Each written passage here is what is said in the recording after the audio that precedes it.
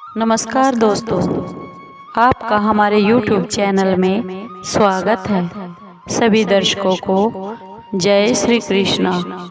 दोस्तों, कैसे हैं आप? उम्मीद है आप सब अच्छे होंगे। आइए आज का प्रसंग जानते हैं, आज की कहानी जानते हैं। आज की कहानी शनिदेव व्रत कथा है।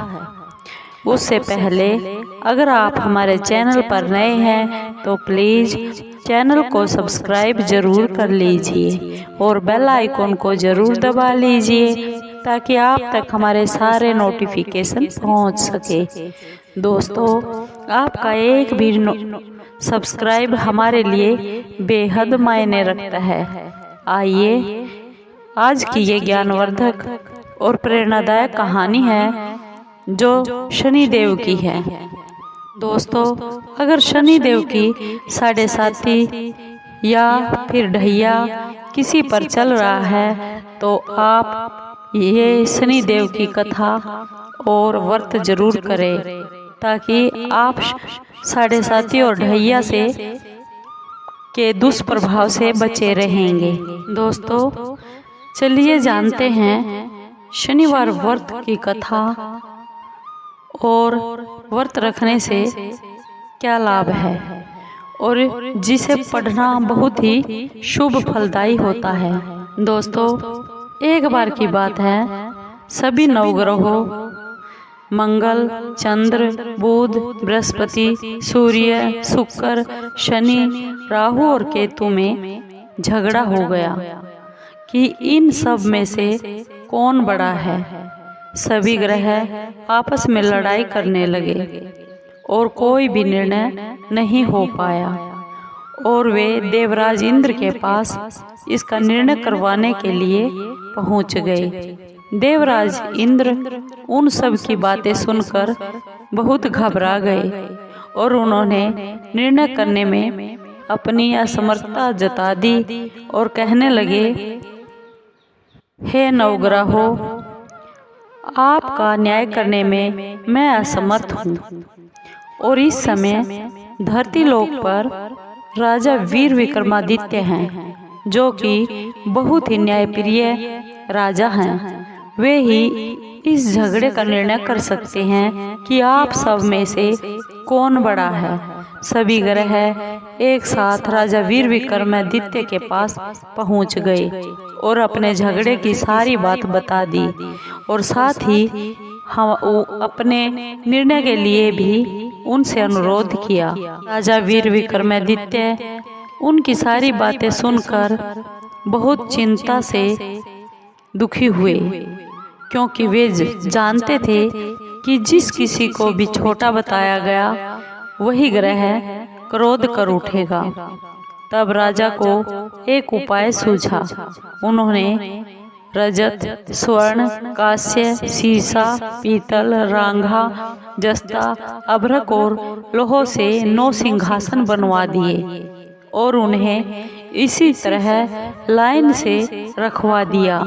फिर उन सब में से निवेदन किया, आप सभी अपने अपने सिंहासन पर विराजमान हो जाइए। जो भी अंतिम सिंहासन पर बैठेगा वही सबसे छोटा होगा। के अनुसार लोहे का सिंहासन सबसे पीछे रखा हुआ था और बाद में होने के कारण शनिदेव सबसे बाद में बैठे तो वही सबसे छोटे कहलाए। शनिदेव को लगा कि राजा ने ऐसा जानबूझकर किया है और वह बहुत गुस्से में राजा से बोले, हे राजा, तू मुझे नहीं जानता। सूर्य एक राशि में 1 महीना, चंद्रमा 2 महीना 2 दिन, मंगल 1.5 महीना, बृहस्पति 13 महीने और बुध और शुक्र 1-1 महीने घूमते हैं, लेकिन मैं 2.5 से 7.5 साल तक घूमता हूँ। बड़े बड़ों का मैंने विनाश कर दिया है। श्री राम की 7.5 आई तो उन्हें भी वनवास हो गया। रावण की आई तो उसकी लंका को वानरों की सेना से हारना पड़ा। अब हे राजा वीर विक्रमादित्य, तुम भी सावधान हो जाओ। ऐसा कहकर क्रोधित होते हुए शनिदेव वहां से चले गए। तभी देवता भी खुश होकर वहां से चले गए। कुछ समय बाद राजा की 7:30 आ गई। तब शनिदेव घोड़ों के सौदागर बनकर राजा वीर विक्रमादित्य के पास आए। उनके साथ कई बढ़िया घोड़े थे। राजा ने यह समाचार सुनकर अपने अश्वपाल को अच्छे अच्छे घोड़े खरीदने की आज्ञा दे दी। उसने कई अच्छे अच्छे घोड़े खरीदे। वह सबसे उत्तम घोड़े को राजा की सवारी के लिए दे दिया। राजा जो ही उस घोड़े पर बैठा, वह घोड़ा एकदम सरपट वन की ओर भाग गया। भीषण वन में पहुंचकर वह घोड़ा अंतर्ध्यान हो गया। वन में वह राजा बहुत भूखा और प्यासा भटकता रहा। तब एक ग्वाले ने उसे पानी पिला दिया। राजा वीर विक्रमादित्य ने खुश होकर उसे अपनी अंगूठी दे दी। वह अंगूठी लेकर राजा नगर को चल पड़ा। देकर वह अंगूठी राजा उस ग्वाले को देकर नगर को चल पड़ा और वहां अपना नाम उज्जैन निवासी वीका बताया। वहां एक सेठ की दुकान थी। उस सेठ की दुकान में उसने जल पानी पिया और कुछ देर के लिए आराम भी किया। भाग्यवश उसी दिन सेठ की बहुत बिक्री हो गई। सेठ उसे खाना इत्यादि कराकर खुश होकर अपने साथ घर ले आया। वहां उसने देखा कि एक खूंटी पर हार टंगा हुआ है। जिस खूंटी पर हार टंगा हुआ था, वह खूंटी उस हार को निगल रही थी। थोड़ी देर में पूरा हार गायब हो गया। तब सेठ ने आने पर देखा कि हार खूंटी पर नहीं है, गायब है। सेठ ने समझा कि इसी वीका ने इस हार को चुराया है। उसने वीका को कोतवाल के पास पकड़वा दिया। फिर उस नगर के राजा ने वीका को भी चोर समझकर उसके हाथ और पैर कटवा दिए और नगर के बाहर फेंकवा दिया। वहां से एक तेल निकालने वाला वहां से जा रहा था, जिसे उसको वीका को देखकर बहुत दया आ गई और उसने वीका को अपनी गाड़ी पर बैठा लिया और वह अपनी जीभ से उन बैलों को हाँकने लगा।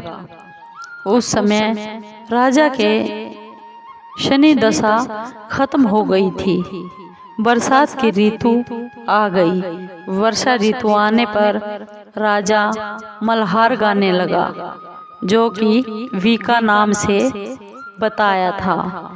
राजा जिस नगर में था, वहां की राजकुमारी बहुत ही मनभावनी को उसका गाना इतना पसंद आया कि उसने मन में अपने प्रण ले लिया कि वह विवाह करेगी तो उस राग गाने वाले से ही करेगी।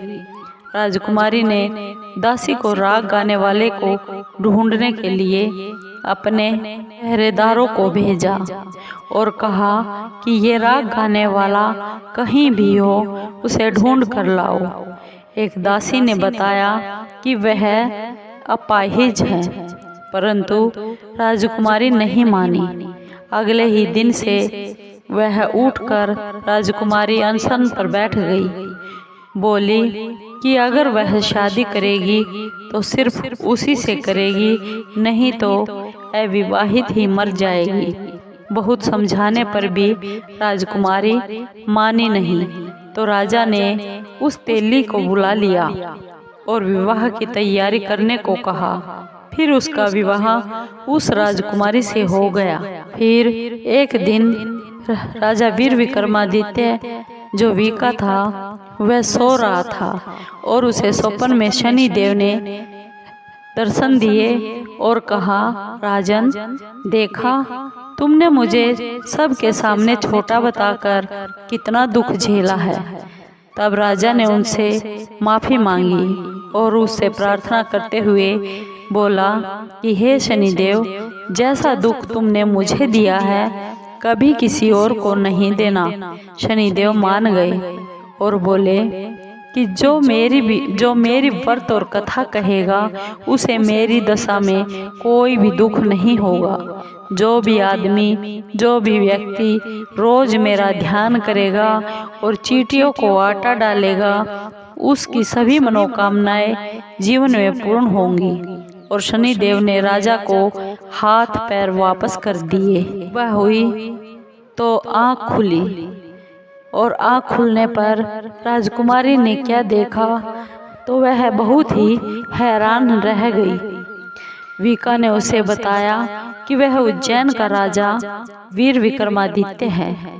सभी लोग बहुत प्रसन्न हो गए और सेठ ने जब यह बात सुनी कि वह राजा के पैरों में गिरकर माफी मांगने लगा। राजा ने कहा कि वह तो शनिदेव का कोप था, इसमें कोई भी किसी का दोष नहीं है। सेठ ने फिर भी आग्रह किया, निवेदन किया कि मुझे शांति तब ही मिलेगी जब आप मेरे घर आकर भोजन प्रसाद ग्रहण करेंगे। सेठ ने अपने घर जाकर नाना प्रकार के व्यंजन भोजन बनाकर राजा को खिलाया, और सबने क्या देखा कि जो खूंटी हार निगल गई थी वही खूंटी अब उस हार को उगल रही है।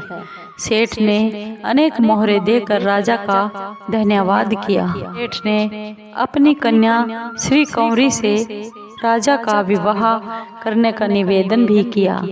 राजा ने इसे सहर्ष मान भी लिया। कुछ समय के बाद राजा अपनी दोनों पटरानियों मनभावनी और श्री कंवरी को सभी उपहार के समेत लेकर उज्जैन नगरी को चल पड़े। वहां राजा के राज्यवासियों ने सीमा पर राजा का और उसकी रानियों का खूब आदर सत्कार किया। सारे नगर में दीपमाला बनाई गई और दिवाली की तरह बहुत ही खुशियां मनाई गई। राजा ने घोषणा की कि मैंने शनिदेव को सबसे छोटा बताया था, जबकि असल में वह शनिदेव सबसे श्रेष्ठ है।